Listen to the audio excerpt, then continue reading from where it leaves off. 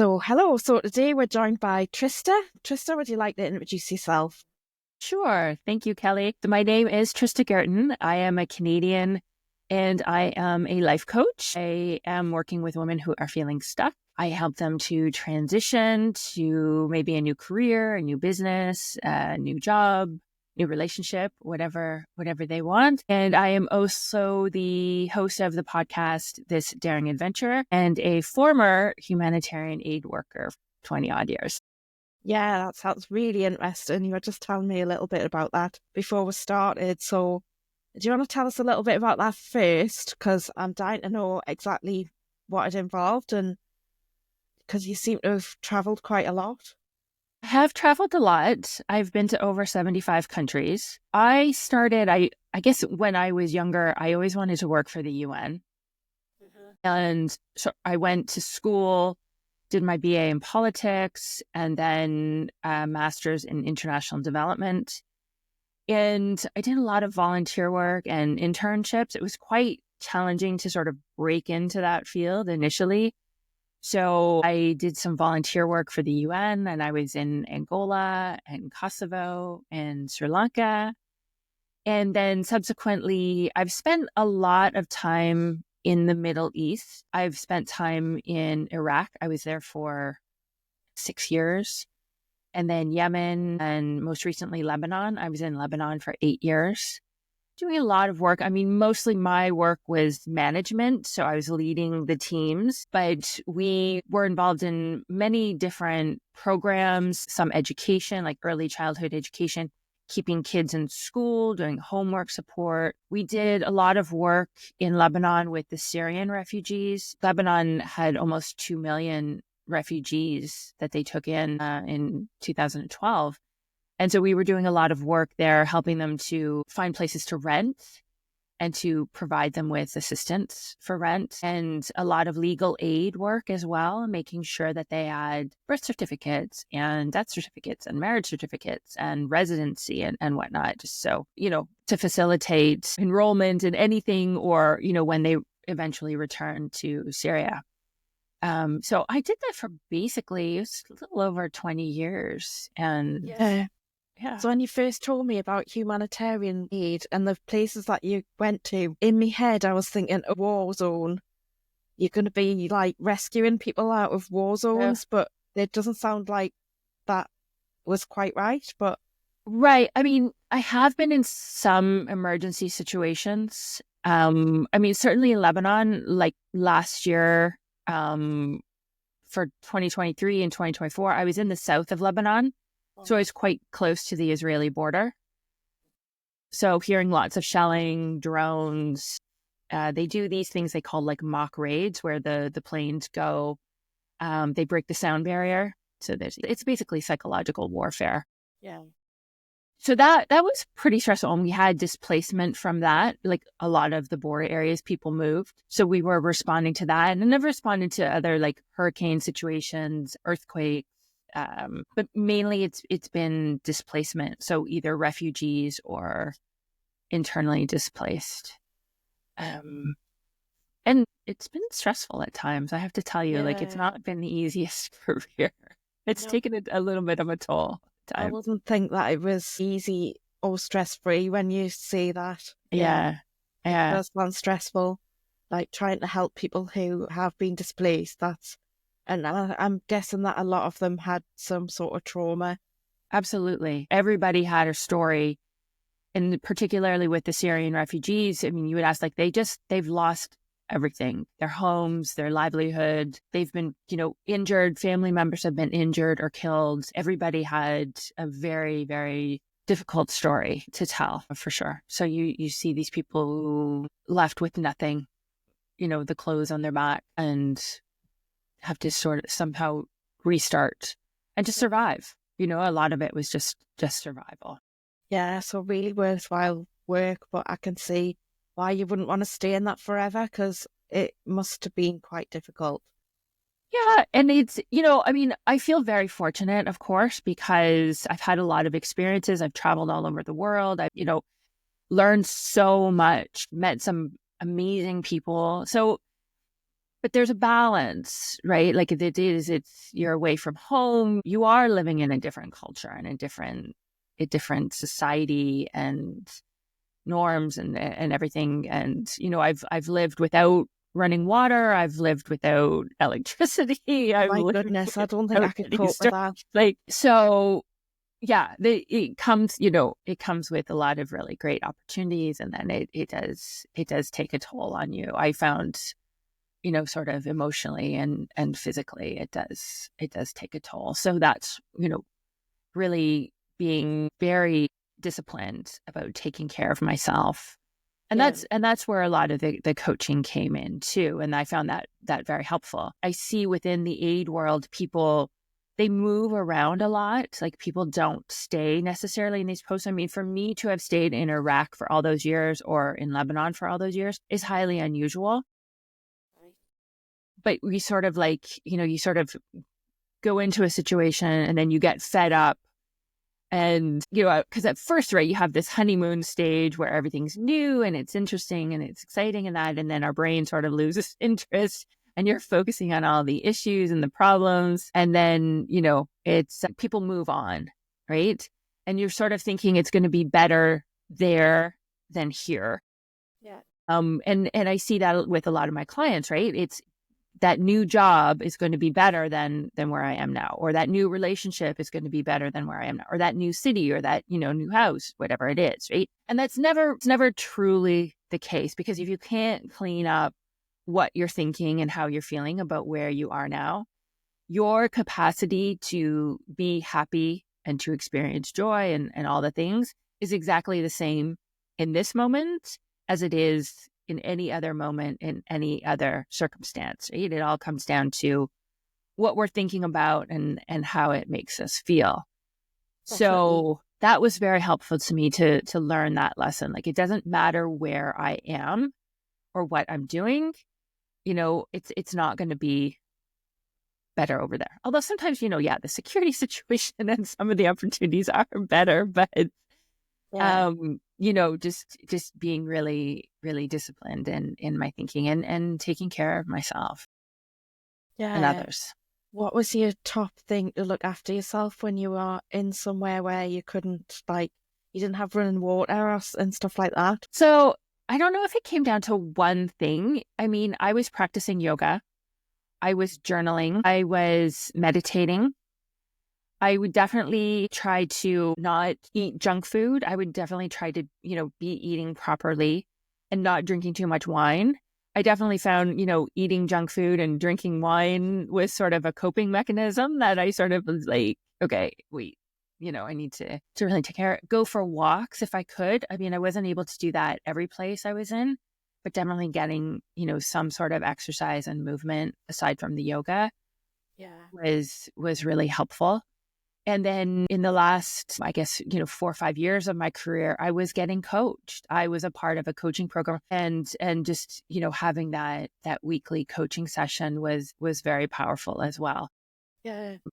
So when you said that you couldn't always go out for a walk, was that because it was dangerous to go out on your own as a woman, or what? It was particularly when I was in Yemen. So that was back in 2013, 2014, I guess. There was this epidemic of kidnappings, Oh my goodness. and they were kidnapping internationals. Mm. So we had to be, we didn't walk. We just couldn't, like, our office, like, we were living in a house, and then our office was, maybe a 3-minute walk away. And no, we had to drive. And I remember at one point, the office building that we had was sort of, it wasn't a proper office building. It was basically a house with different levels and different flats. Yeah. And above our office was actually a British family. And he was there teaching English, I think, with some NGO. And he was living there with his young family. So he had, I think, like a couple of young kids and a baby. And I remember seeing him in the morning walking his young son to school. So I just remember thinking, what are you doing? Why are you doing this? And sure enough, he got kidnapped. And God. luckily they didn't take him with his son. And like he was walking alone, but he was kidnapped. He was eventually released and he was okay. But I just remember that so vividly because every morning I saw him and every morning I was like, what are you doing? So yeah, there were situations like that. And then it just depends. I mean, certainly like when I was in Iraq in the summer, it was, upwards of 40 plus So it's degrees. too far to walk. Right. So yeah, so there was that. And then yeah, some areas it was crime and just sort of like that general insecurity and whatnot. So Yeah. So yeah, quite unstable some of those places then, and yeah, quite have to take care of yourself in you more really do. ways than just your mental health, and it's also about your physical safety as well. So Yeah. yeah, Yeah. really But knock on interesting. wood, I mean, I never had any issues. Like I never experienced anything that that was a big problem. So Yeah, yeah, I was that's very good. fortunate. Other than that man that you were talking about there with his family and who went for walks, did you witness anybody else who had problems? Really, I'm trying to think. I don't really remember anything off the top of my head. No, I mean, most of the time, people were very kind. They were very generous. I was always overwhelmed at how kind and generous people were, and they were helpful and they were really welcoming. And I certainly like when my time in Lebanon, I, moved in. I lived in a few different villages and places, and I was just always overwhelmed at how kind and helpful people were. Yeah, that's Um, nice. yeah. Yeah, you do find that in places where they've not got very much, they do share more, don't they? They look Mm. after each other. Yes. And they would go out of their way to help me, like if I was lost or if I was looking for something or, I needed to find, someone to do something, whatever it was. It was like they would just go out of their way to Mhm. to Oh, help that me. sounds So lovely.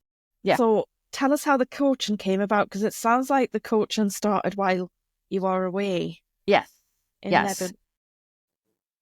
So the coaching happened. I was in a long distance relationship. I had been in this relationship for several years and just sort of reaching a point of frustration in particular. I mean, at that point, when you can't see each other and sort of hash out and have those discussions in person, it just makes it really difficult. And I sort of had reached a point where I was like, okay, I knew I needed to make a decision about going forward. And I realized, I was the one who was going to have to make that decision and sort of not wait for him. So I landed up listening to a podcast called the Life Coach School podcast with Brooke Castillo. And that was probably in 2017, I want to say. And that episode, it was called Emotional Adulthood. And it just had such an impact on me. And it just rang so true. And it just really resonated.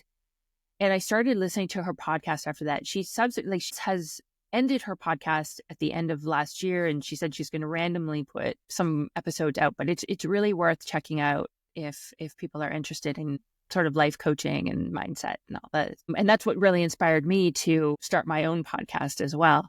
Yeah. But so I started listening to her, and then she had a program called Self-Coaching Scholars, where it was sort of like a membership and you could go and you get coached and you had all this material and whatnot. Signed up for that, really enjoyed it. So I was getting coached myself then on a weekly basis. Very powerful, very helpful, learning a lot. And then she also offered a coach certification program. And I was looking at that because I knew I wasn't going to continue as a humanitarian aid worker for the rest of my life. I, didn't imagine myself in Afghanistan or, any of these places sort of forever. But then COVID hit. And so I decided, well, I'll take this certification program now. It will be useful no matter what for myself, for my, as a manager and a leader. And I just loved it. It gave me so much energy. It was so much fun.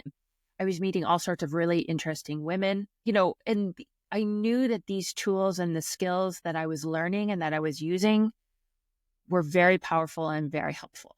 I knew that I had changed a lot inside, and just the way I was showing up, and the way I was thinking and the way I was feeling was so completely different that I really believed in sharing these with other people. And so as soon as I started that certification program, I started my own business on the side and have been doing that since 2020. And so as I continued as, an aid worker over the past, it was 4 years, I was doing my coaching in the evenings and the weekends, and started my podcast a couple of years ago, and just been doing that throughout, and then finished up in Lebanon at the end of last year. I'm back in Canada, and I'm coaching full time now, which is a lot of fun. When you say you were doing your coaching in the evening and your podcast, was that like online or? Yeah, all online. Everything I was doing was on Zoom. Right. It was just nice because, we all sort of became used to that during COVID. And so, it was helpful because I was able to work with women. I worked with women in South Africa, Singapore, the Emirates, and then, in the UK, Spain, and then, of course, Canada and the United States. So it was really nice because every day I was talking to people all over the world. Yeah, that's what I find about the podcast, because I end up talking to women all over the world. It's quite interesting. I've had women from New Zealand, Australia, nice. Canada, a few women in America as well. So yeah. So and just amazing women. Like, they all have these amazing, interesting stories to tell, and I feel really, really fortunate to be able to do this work and to continue. What do you think you've learned from it that you weren't expecting to learn? One of the things that struck me very quickly was that we all seem to think, and especially as women, because I say this because all the coaching containers I was in were with other women, and I was coaching women. So I found that almost, 100% everybody was thinking there was something wrong with them, that they were somehow doing it wrong, that they weren't good enough, that they, all these things. And that was the central theme, in all of these discussions. And I was like, wait a minute, like, no, there can't be something wrong with every single one of us. That doesn't make sense. Like, why would that be? And so what I learned and what I've come to understand is, a lot of this has to do with the way we were raised, the way we were programmed, or the way we were socialized, of course, as women in particular. And then, also the way our brain works, particularly like that primitive part of our brain that is designed to keep us safe, protect us, keep us alive, that operates on fear and doubt and efficiency. So you have all of these things at any given time, play and impacting you and influencing you consciously and unconsciously. And, that's one of my most important messages to anybody, is that there's nothing wrong with you, right? Yeah. Like there's a reason. There's a reason why you're thinking the way you are. There's a reason why you're feeling this way. There's a reason of why you're getting the results that you are. Let's unwind that. Let's understand that. Let's get to the root cause. And then we can start to do the work to change it, because we know that we can rewire our brain, right? Like, the neural pathways can be rerouted. They can be changed. There's neuroplasticity. We have the ability, right? We're not stuck. Those are the most powerful tools that we have. I find exactly the same with the women that I work with. I recognize it in myself. It's just how we're made, isn't it? Just really to live in fear and doubting ourselves and feeling like we're not enough. But it is something that I've done a lot of work on as well. Mm-hmm. But even though I've done the work, it's still something that I have to keep topping up. It's daily work, Kelly. Yeah. Like, it really is, because as long as you have a human brain, that fear And that doubt is going to come up as long as you're alive. Like it's just going to be there. Now you can become better and more skilled at, understanding what's going on and then overcoming that, because that's where the key is, right? If you can overcome that fear and overcome that crappy thinking, then that's how you, move yourself forward, continue your growth, continue like to evolve and to take on bigger goals, bigger challenges, whatever it is you want. So is it just one-to-one coaching that you do, or is it in groups as well? Right now, I'm just doing one-to-one. I'm sort of kicking around the idea of a group program. And that's definitely in the plan and in the works, but right now it is. I think it can get interesting when you start putting groups of women together. It is. And, they've done research now that shows that group aspect is very powerful and it's very helpful, right? Like you sort of, you get benefit from hearing other people getting coached. And even if the topic or the issue that you're facing isn't exactly the same, there's still a lot of the tools and the skills and the thinking patterns that can be really helpful. Yeah. So yeah, it's an interesting opportunity for sure. Yeah, group dynamics, they can get very interesting, especially when there's conflict in the group. So it's working through conflict is sometimes challenging. Yeah. I've found that in the past anyway. Yeah. Yeah. No, for sure. And I think it's important that, again, learning some of these tools and these skills, because a lot of times people are, reacting to what's going on and the circumstances and whatnot. And the coaching that we do is we understand like this is our interpretation. This is, we are reacting, but we have the power to respond in any way, right? And so that we're not just at the effect of everything that's going on around us. And that's where our power is. Yeah. So have you got any sort of ambitions that you've not achieved yet? Is there anything that you still want to get stuck into and try out? Or gosh, I don't know. I mean, right now I'm so focused on building my business, and I really want to grow that and see how big sort of what's possible there. I'm quite new. I mean, even though I've been doing it for the last few years, I still feel like I'm quite new to entrepreneurship and, owning my own business and whatnot. So that's been a pretty steep learning curve. Yes. But it's I've been through that as well. Yeah. Yeah. Yeah. So this is all quite new to me, and I'm still trying to understand like what might be possible and what I might like to do there. Definitely, I want to grow my business and I want to expand my services.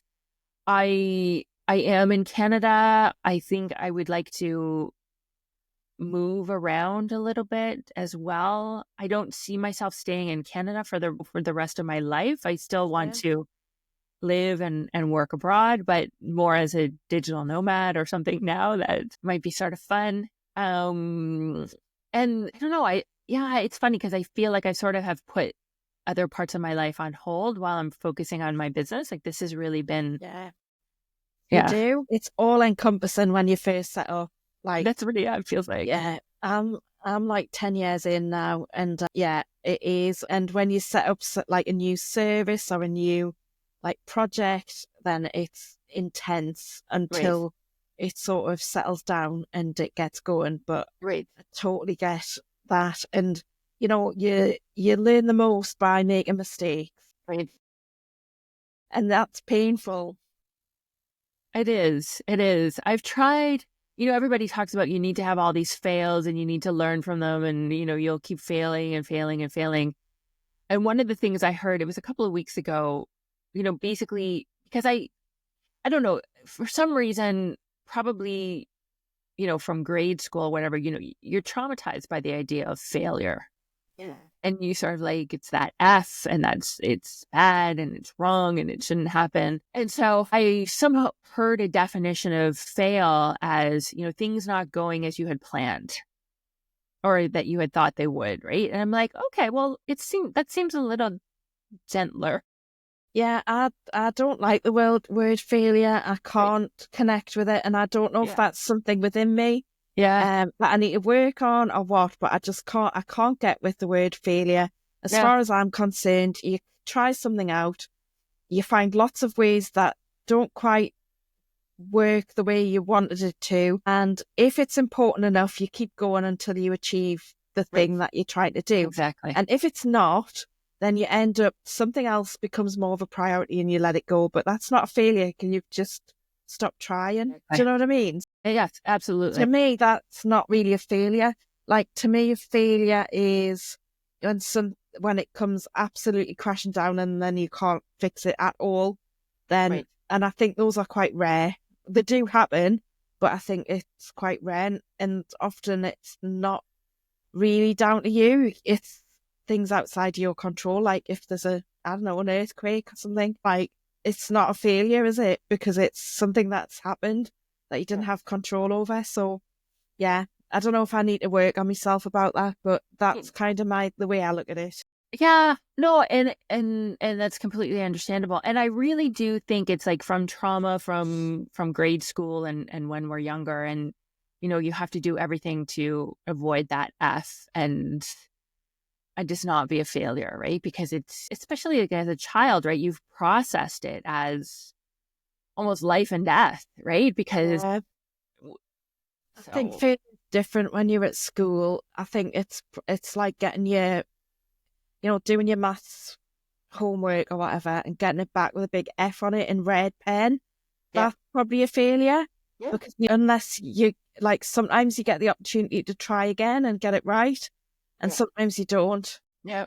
So it feels like a failure if you don't get the opportunity to put it right. True. Yeah. Yeah. So, yeah. So, I mean, I just keep going. I'm having a lot of fun with it. And certainly this has given me, it's an opportunity not just to work on myself, but to help other women and to really see what might be possible for me and making a contribution. So I've enjoyed it, and for years I was telling myself, I'm not an entrepreneur. I have no idea. I thought, they were born that way and there was, no way. It's me. What do you think's the biggest learning curve? What do you struggle with the most in building your business? At first it was the technology and just building a website, understand, like, Instagram. When you start off, you don't always have the money to be able to pay for these things. Right. So I was doing a lot of the work myself. The smallest little things would take hours and hours and hours, right? And that still happens. Yeah. And then trying to understand, all these people, they were talking about their funnel and they were talking about their lead. And I had no idea what any of this funnel. meant. I was just like, what? So, it's just been constantly new. It's like all this, it felt like just a different language. It felt like just a different world. And it just felt like everything was taking so much more time. I had never had to work that hard in such a long time. I remember the first website that I built myself, and I had to build it myself because I didn't have anyone, like, I couldn't afford to pay someone to do it for me. And I think it took me like 2 weeks or 3 weeks working on it full time. Yeah. Oh my gosh. Like just about full time. Wow. And so much time. But now I can knock up a new page in like 20 minutes, and it just becomes second nature. It's then it's the promotion and the marketing and the SEO and the learning all of that. It's really yes, and then learning about ideal customers and all of that. Yes. And then, email marketing, writing these, copy that's going to speak to somebody. I still, when I send out an email, I'm checking. I shouldn't do this, but I'm like checking the unsubscribes. I'm like, that was such a good email. Like, why? I want to why don't you like that? Yeah, it's not about that though, is it? It's just that people get so much stuff into their inbox. True. That's Yeah, true. you I'm can't take it unsubscribing from personally. things all the Yeah, you time. can't Yeah. take it personally. Yeah. Yeah. No, I know. I But know. it does hit differently when it's your business as opposed to when you're working for someone else and you're doing the same thing. Like, I don't know if you had to do, I mean, I didn't. No. Like, but things do happen when you're at work. You just don't take it personally because it's just work. But then when it's your business, someone unsubscribes you and you're like, what did I do to upset them? It's true. Excuse me. Yeah. Yeah. So I don't know, but really, I find it's been the most rewarding work that I've ever done. And of course, with the coaching, helping these women, like there's nothing more rewarding than, having that conversation with a client and witnessing, this Grow. shift and getting Yeah. that feedback and just, because I know that this work has had an impact on me. I know the benefits, but to be able to share that has been. Yeah, I think the biggest thing for me working, excuse me, for me working with clients is that often I learn a lot from them as Mhm. well. You find yourself saying things to them that you really need yourself. Like Right. I do get clients sent. I do end up getting clients who are in a situation that either I've been in before or I'm in at the time, and it kind of like I end up giving them the advice that I need, and they seem to find it helpful. And not that I like not advice, because it's not really advice when you're in the counselling situation, but you can say things that are helpful and reflecting on it in a different way and trying to help them to see it in a different way. Mm. And it might not be the first thing that they think, might not that it might be that might not be the case. So they might think something about that situation that isn't quite true. And Mm. by seeing it in a different way, I don't know if I'm just waffling on here. I don't know if I'm making any sense. Yeah. Like by seeing it in a different way, you're like, oh, actually, yeah. Like, and then they can go and communicate better. Absolutely. Yes. I mean, that's the work that we do in coaching. Yeah. I'm talking to the client, asking questions and whatnot, because our brain does get so fixated on looking at it in one way, right? And I always say, the thinking that got you here, that created this result, is not the thinking that's going to get you out of it, that's going to move Yeah. you forward. You have to think differently. And so having that shift is some of the most powerful work. It's just seeing it differently, because our brain likes to think it knows, right? The truth, reality, right? What's going to happen. It likes to predict. It likes to fill in the gaps things that, if there are any gaps in the knowledge or the memory, even it fills it in. It doesn't like any holes, but it will, predict and tell you that this is how it's going to go. This is what's going to happen. This is what he's going to do. This is what she's going to say. This is, all the things. And so just getting that perspective and really poking holes in some of those stories and shifting the way we think about it is some of the most powerful work that we do. Yeah, it sounds very similar. The counselling and the client, the Mm-hmm. coaching. I've done coaching as well in the past as well. And I really like in an employed role, and I really enjoyed that work. Oh, good. It was working with people who were unemployed and helping them to shift their mindset about what was. So some of them had been made redundant after years and years and years, and others had like lost their job because they'd done something wrong, and just like the mindset shift that they needed to take in order to move on. Right. It was quite powerful Right. Yeah. watching them. Yeah. And a lot of the work I do too is not just on the way we are thinking and the attitude and all of that, but also the way we're thinking about ourselves, the way the story that we tell about our past, what happened, and who we are and what's possible for us now and in the future.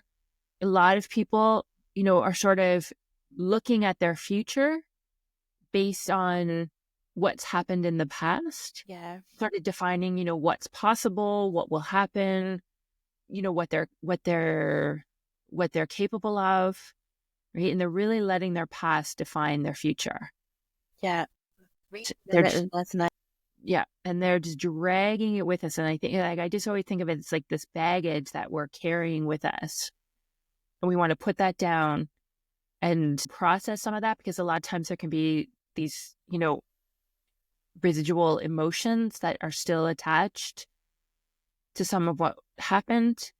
And then we tell this story where we're the victim and how everything was wrong or was against us, or what we did wrong or what we regret and whatnot. And so some of the first work that I will do with a client is, okay, what's your story? What are you taking with you that's not helpful, right? It's not good or bad or right or wrong. It's just like, if it's not helpful, if it's not empowering, if it's not going to, help you focus on the future and what might be possible instead of what you think, you might be capable of, then let's change that. Yeah. You can totally change it.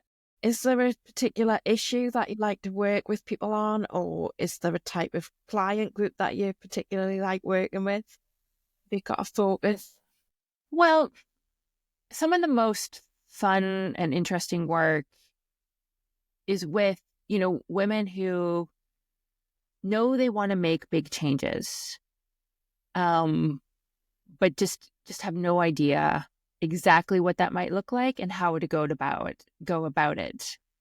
So, I'm working with business owners, or I'm working with artists or coaches who sort of think, it would be really fun to move to Bali and to start my own business, or it'd be really fun to have my artwork in the Guggenheim or whatever. So, that's some of the work that we do. It's just, let's really think big and have some fun and set those goals that really, challenge us. And, it doesn't have to be like that. Like, not everybody's going to move to Bali or be in the Guggenheim, right? But it's encouraging people to think differently, and that, just because everybody else has done it, and just because, they might not think it's possible, then that doesn't mean that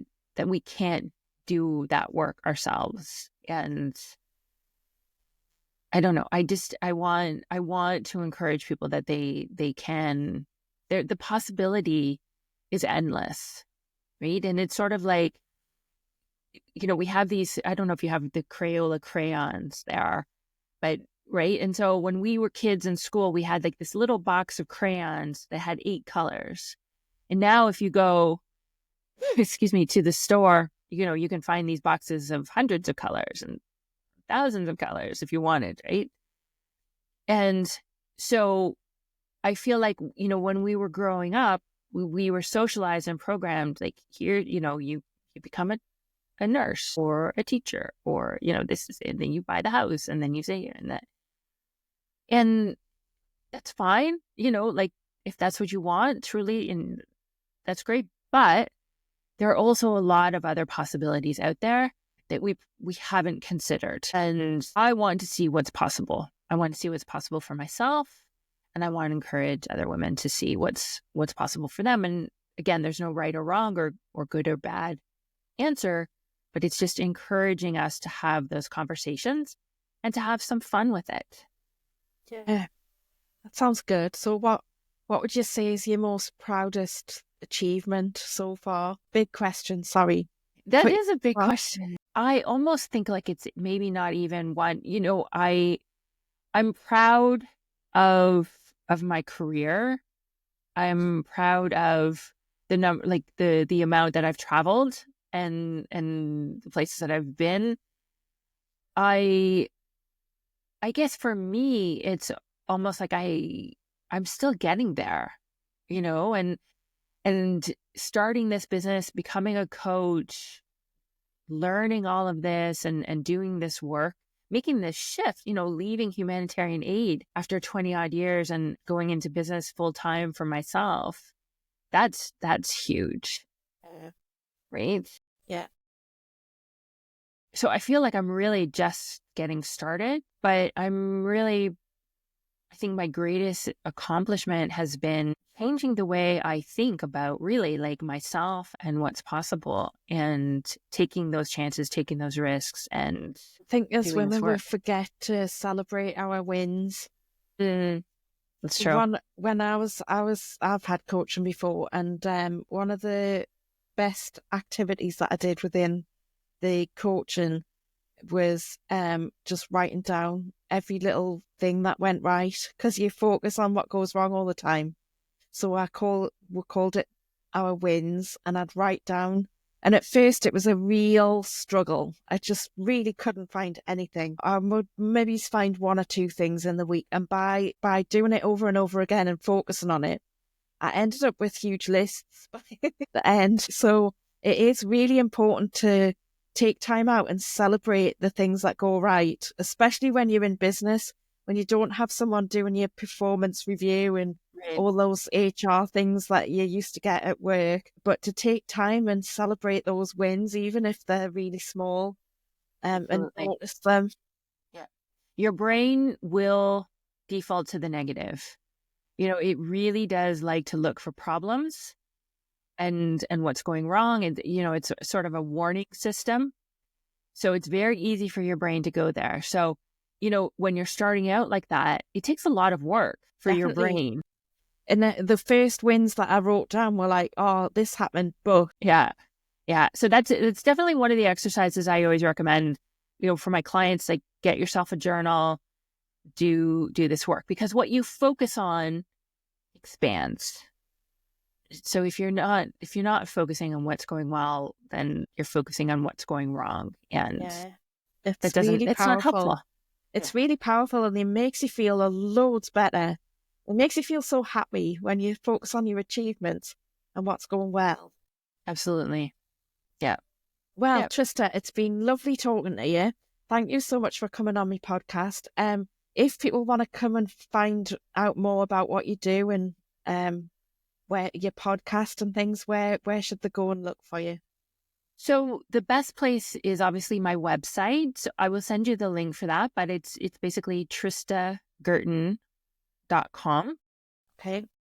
And I also have my in podcast website, which is thisdaringadventure.com. So you can find me there. And then, of course, Instagram, I'm Trista V. Guertin, Guertin. I do a lot. I'm on Instagram quite regularly. So Great. That's a good place to find me as well. Brilliant. So if you send me the links over, I'll put them in the show notes so that people can just click on them. But thank you so much for sharing all It's that been my today. pleasure. Thank you, Kelly. It's Thank been you for the lovely having you. Thank you. It's lovely to be here.